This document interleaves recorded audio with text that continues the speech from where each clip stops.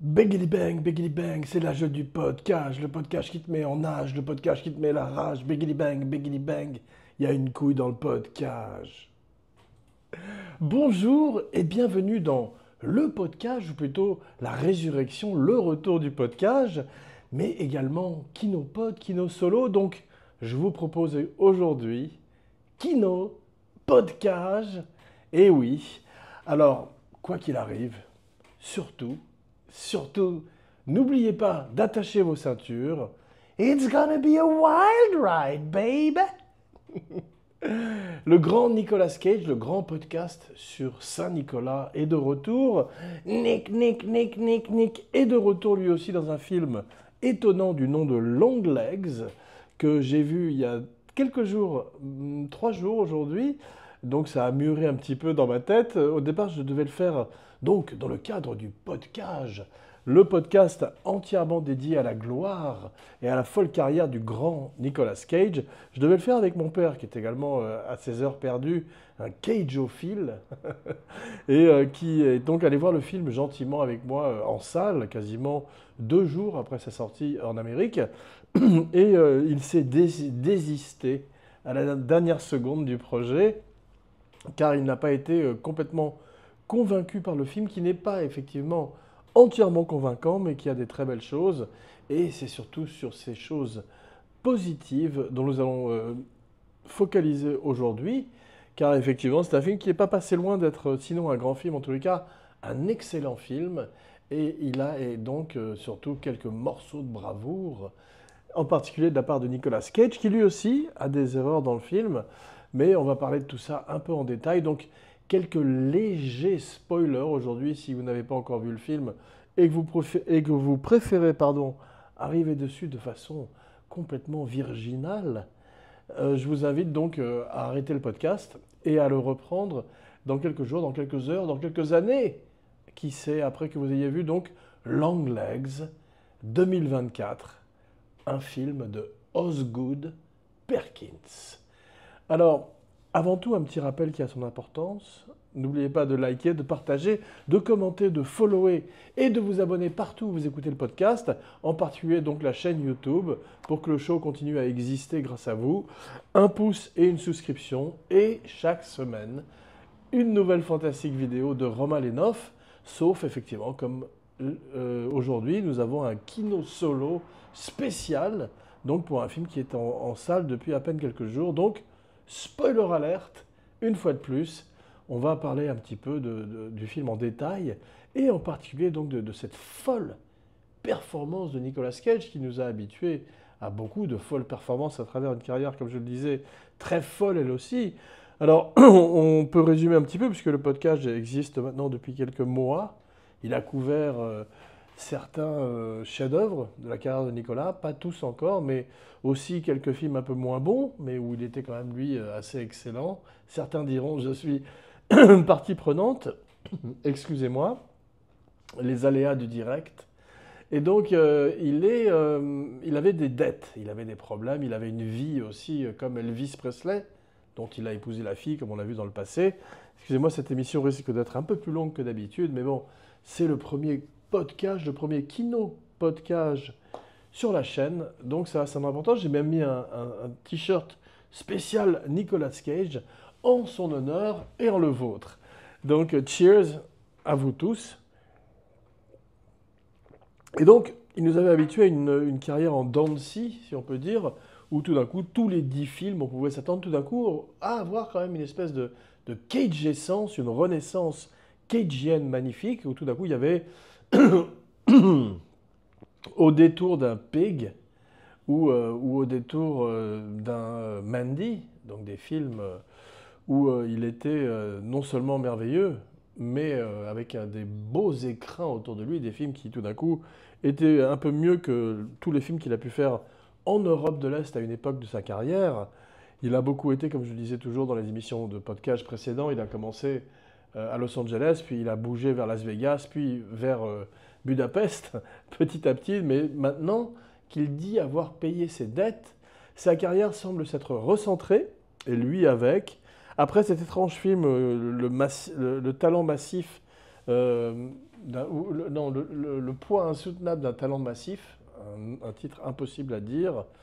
Donc il semblait être revenu et avoir pris les commandes de sa carrière, mais il a toujours eu cette espèce de carrière gonzo, où même dans ses films les plus étranges ou les plus aberrants, il y avait toujours quand même une espèce de marque de fabrique, son brand, comme on dit en anglais pour mes amis cinéphiles et anglophiles qui adorent quand je parle anglais. Donc, shout out. Et Cage avait bien compris qui il était, quel personnage il était. Il est devenu un mime, non pas M-I-M-E, mais M-E-M-E. Une espèce de gif d'Internet. On n'a jamais su si on disait GIF ou GIF, mais en hommage à Geff Domenech, on va dire GIF. Donc, il sait qu'il est devenu cet acteur gonzo et il se moque de lui-même. Il a ce côté méta, où tout d'un coup, à la manière de certains grands acteurs, il se recule par rapport à son personnage, à qui il est. Il comprend le ridicule de la situation, il y va très fort.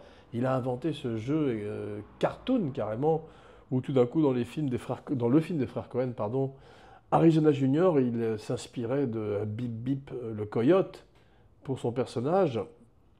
Et il était exceptionnel. Il décrit son acting comme du néo-chamanisme, le nouveau néo-chamanisme. Et donc c'est effectivement surtout un grand amour du cinéma, parce que Ethan Hawke, qui est un acteur qui s'est bonifié lui aussi avec le temps, et qui a fait un très bon film d'horreur d'ailleurs, qui s'appelait Black Phone, qui fait penser un petit peu d'ailleurs à Longlegs. C'est cette nouvelle génération de ce qu'on appelle, à tort d'ailleurs, en anglais, le elevated horror, cette espèce d'horreur élevée, comme si tout d'un coup, l'horreur devenait quelque chose de moins glauque, de moins louche, et pouvait sortir du ghetto dans lequel il avait été conféré jusqu'à présent. C'est oublié Rosemary's Baby, The Shining ou L'Exorciste, qui bien avant ces films de A24 ou Néon aujourd'hui, qui sont des magnifiques boîtes de production qui produisent ces films d'horreur qui tout d'un coup ont un casting à la hauteur, une lumière magnifique et qui rivalisent plus presque avec des films des films artistiques d'art et d'essai, mais avec cette dimension d'horreur qui fait que ça reste un des derniers genres à marcher encore en salle aujourd'hui, et ce qui explique pourquoi le film a très bien démarré, Longlegs, puisqu'on va parler maintenant de Longlegs. Donc Longlegs fait partie de ces films qui, même s'il n'est pas complètement réussi pour les raisons qu'on va évoquer ensemble, euh, a quand même, comme je le disais, des morceaux de bravoure et constitue un retour en grâce de Nicolas Cage qui, après avoir fait Rainfield, qui n'avait pas très bien marché, mais où lui était magnifique dans le rôle de Dracula, tout d'un coup a une espèce de renaissance avec ce film, puisque le film a coûté 10 millions de dollars, après une recherche intensive à Hollywood, puisque je suis en ce moment même au cœur d'Hollywood, pour vous, envoyé spécial. Il a pris 5 millions de dollars pour, à mon avis, j'ai demandé à mon père, qui est pas le dernier pour la déconne et qui s'y connaît dans ce genre de choses, combien de jours il avait tourné. Parce que le film, après donc cette enquête poussée pour vous, effectivement, Chinatown, The Long Goodbye, je vais aller nourrir mon chat, un shout-out à Philippe Selbon. Donc, on s'est rendu compte que le film avait peut-être eu 5 semaines de tournage. Donc un tournage âpre, dans l'Oregon, un tournage donc qui rend hommage au Silence des agneaux, il rend hommage à plein de films, tout en étant un peu moins bon que ces plein de films qui venaient avant lui, mais c'est de nos jours un effort louable, en particulier pour un film qui est un scénario original, qui n'est pas une propriété intellectuelle existante, et qui crée un nouveau personnage qui est à la frontière entre Freddy Krueger et Freddie Mercury. On ne sait pas très bien où on est tout d'un coup. Et c'est un peu un des problèmes du film. On va en parler tout de suite, pourquoi pas. C'est une espèce de mélange de genres. Alors on a l'impression par moments d'être dans du mauvais Stephen King, dans d'autres moments d'être dans une espèce de parodie quasiment du Silence des agneaux, avec Maïka Monroe dans le rôle de Clarice Starling, donc toujours cette espèce de jeune recrue du FBI au passé douloureux. Alors cette fois-ci, le problème du film, spoiler alerte à mon avis, mais peut-être je me trompe, vous me le direz dans les commentaires tout à l'heure, eh bien, le mélange avec le surnaturel, parce que la beauté du Silence des agneaux, la beauté de Seven, la beauté de Zodiac, tous ces films, dont ce film-là, tout d'un coup, se veut l'héritier, Osgood, héritier lui-même du grand Norman Bates de Anthony Perkins, donc veut tout d'un coup s'inscrire dans la lignée de Hitchcock, de Fincher, des plus grands metteurs en scène de l'histoire du cinéma, même de Kubrick, comme on va le voir, et tombe un petit peu à côté de la cible parce qu'il veut trop mettre de choses dans sa recette.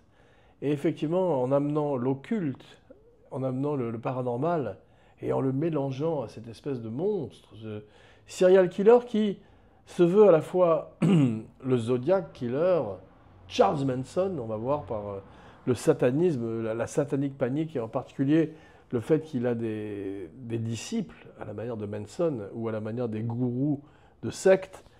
Longlegs est un personnage extrêmement rock'n'roll, et c'est ça que j'ai beaucoup aimé dans le film. On va parler maintenant d'une qualité, on va faire des allers-retours entre les qualités et les défauts du film, puisque ce personnage que crée Nicolas Cage, qui n'est peut-être donc que 5 jours de tournage, selon mon père, donc $1 million par jour, un peu quasiment ce que gagnait Brando sur Superman, pour 1 ou 2 semaines de tournage, ou sur Apocalypse Now. Cage a réussi maintenant à devenir donc cette espèce de marque de fabrique. Et le film ayant rapporté tout d'un coup $22 millions le premier jour, fait qu'ils ont doublé la mise déjà.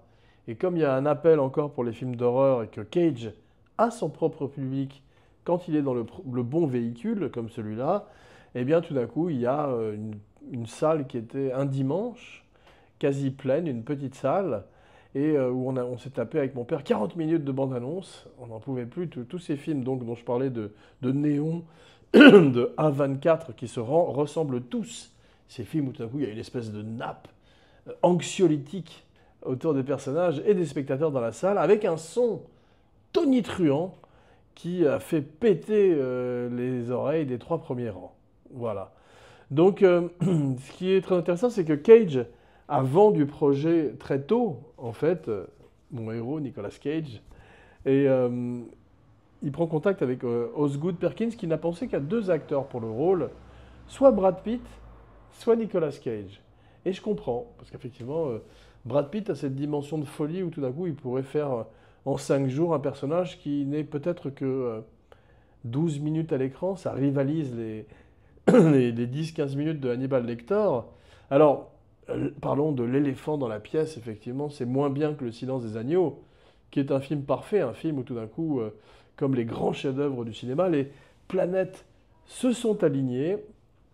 Ce n'est malheureusement pas tout à fait le cas pour Longlegs, qui pourtant a un truc très intéressant, c'est qu'il est un méchant mythologique. Alors, s'il souffre du fait que ça mélange tout d'un coup le paranormal avec la procédure policière qu'on peut voir dans un True Detective, eh bien, le problème vient du fait que justement, Osgood veut trop en faire, et on se retrouve avec des poupées maléfiques, on se retrouve avec Cage, qui est une espèce de transsexuel, apparemment dans le film, qui est en transition, ni homme ni femme, et qui surtout a un côté Willy Wonka vieux, une espèce de Joker réaliste et horrible, et qui rencontre donc cette Alice au Pays des Merveilles jouée par Maïka Monroe, qu'on avait déjà remarqué dans It Follows. Et donc Cage est une espèce d'occultiste. C'est un personnage qui est un écho à Aleister Crowley, ou même à L. Ron Hubbard, comme je disais en parlant de culte, de secte. Eh bien, il a ce côté-là.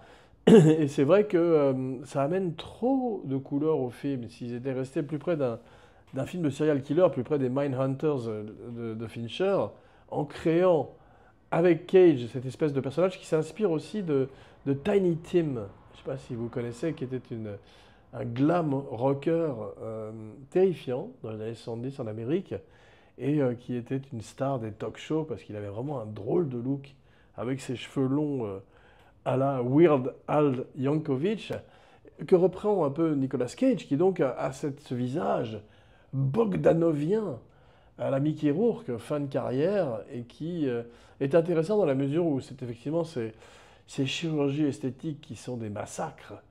Et s'ils avaient été un petit peu moins forts, ça aurait peut-être été plus intéressant, plus réaliste, et s'ils avaient ancrer le film dans la réalité, ça aurait peut-être fait même un très grand film.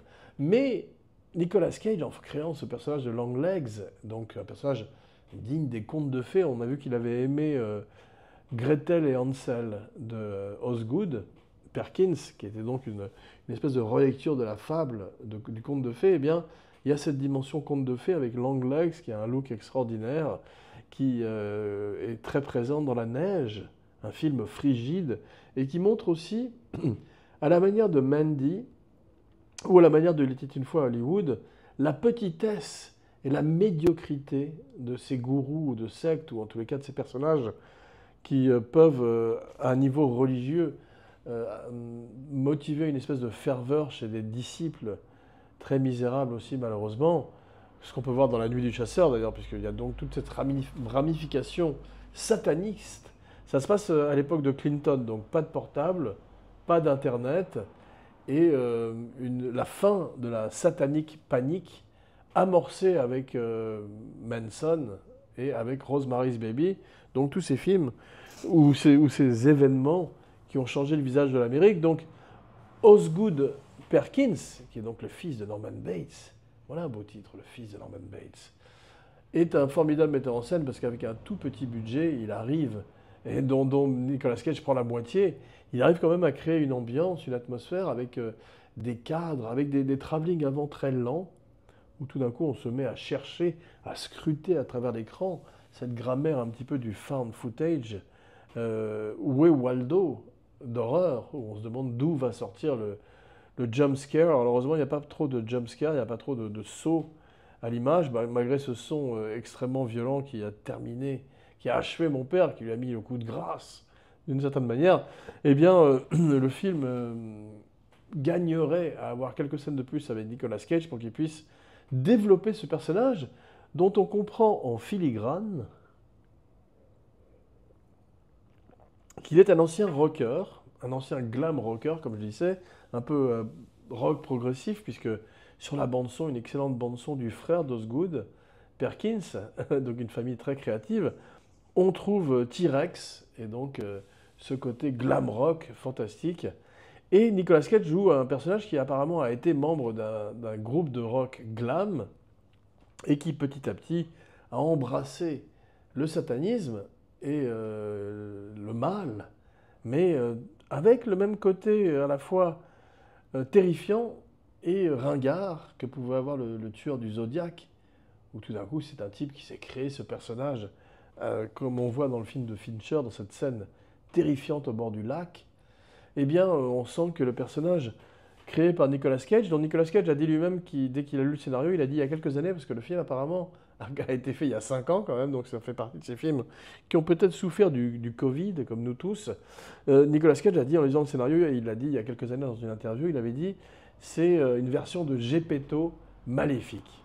Alors effectivement, on va voir, spoiler alert, il dépose des poupées dignes de Annabelle ou de Chucky dans les domiciles des gens qui tout d'un coup se voient possédés par son emprise. C'est une espèce d'occultiste, de mesmériste qui prend possession des gens et qui a donc un lien avec la jeune agent du FBI, Lee Harker, jouée par Maïka Monroe, et on va découvrir exactement ce qui les lie à la fin. Alors un twist un peu décevant, et un film qui, comme il a plutôt bien démarré, verra peut-être une suite, on ne le sait pas, à la manière de Saw, on ne sait pas très bien qu'est-ce qui va donner des franchises, qu'est-ce qui ne donnera pas des franchises, mais en tout cas, Kino Solo, Kinopod prédit un bel avenir à notre ami Osgood Perkins, Oz, comme elle appelle ses amis.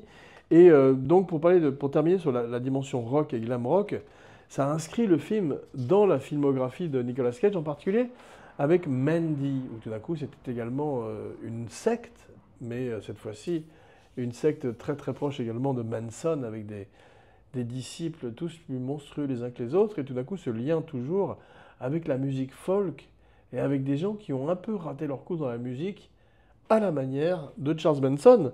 Et ça fait penser aussi au film de Rob Zombie, mais Osgood a plus de talent que Rob Zombie, visuellement, et surtout, c'est un très bon directeur d'acteur, et il crée avec Nicolas Cage une espèce d'icône, donc digne des Lon Chaney Senior, l'homme aux 1000 visages. Nicolas Cage, après avoir joué Dracula, qui lui a été inspiré par son père, il le dit lui-même en interview, il joue Longlegs, ce personnage de monstrueux qui semble surgir d'une bande dessinée de Batman. Dès qu'il arrive, on a l'impression d'être dans un film différent et d'avoir zappé. Eh bien, il dit que ça lui a été inspiré par sa mère, qui était malheureusement bipolaire et qui avait tout d'un coup des changements de personnalité radicaux. Et donc, Nicolas Cage, en particulier pour la voix de Longlegs, une voix de conte de fées, une voix qui chante tout le temps, une voix...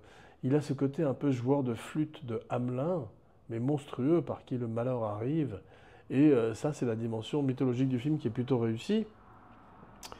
Donc, après, à la fin du film, il a donné une interview, Nicolas Cage, il a dit, après le succès du film, puisqu'il a compris que quand même, il y avait une espèce de buzz, grâce à un formidable marketing autour du film, où ils se sont inspirés, entre autres, de Blair Witch Project, et tout d'un coup, ils n'ont montré aucune photo de Nicolas Cage, ni aucun titre, et n'ont laissé que des messages cryptiques à la manière du Zodiac Killer, également dans la presse locale, avec un numéro de téléphone où on pouvait appeler et avoir la voix de Nicolas Cage en Longlegs. Longlegs, je crois que c'est un criquet, un grillon, c'est un insecte. Donc c'est pour ça que ça fait peur. Et donc toute cette campagne de marketing a été très très réussie par Néon qui a dépensé 7 millions de dollars. Donc c'est comme à la grande époque de La planète des singes ou des Dents de la mer où tout d'un coup des films, le budget marketing du film était quasiment supérieur au budget du film lui-même. Et c'est une très bonne idée. Et c'était une très bonne idée de cacher le visage de Nicolas Cage, de n'en montrer que des bouts, des bribes d'un puzzle infernal. Et c'est le mot. Donc, une fois de plus, Hail Satan, comme il fait dans le film. Et surtout, n'oubliez pas de liker, de partager, de commenter, de follower, de vous abonner et partout, de souscrire sur YouTube avec un pouce, un like, avec chaque semaine une nouvelle fantastique vidéo de Romain Lenoff, son Katia Lazareva. Sinon, à quoi ça sert que Ducrot il se daque? Pardon. Sinon, à quoi ça sert que Kino il se décarcasse? Je vais être obligé de payer des droits à Ducrot. Merci, on se retrouve dans quelques jours avec mes Cinébuddies pour un Kinopod, un Kino duo, un Kino trio, qui sait. César et Rosalie, la vidéo dans quelques jours sur la chaîne YouTube. En attendant, merci. Biggity bang, c'est l'âge du podcast. Le podcast qui te met en âge, le podcast qui te met la rage. Biggity bang, il y a une couille dans le podcast.